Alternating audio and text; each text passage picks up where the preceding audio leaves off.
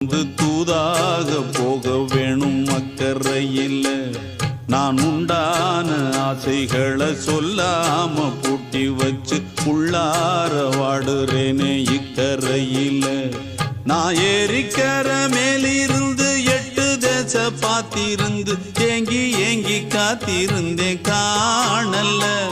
மணி 7 8 ஆன பின்னும் ஊரடங்கி போன பின்னும் சோறு தண்ணி வேணுமே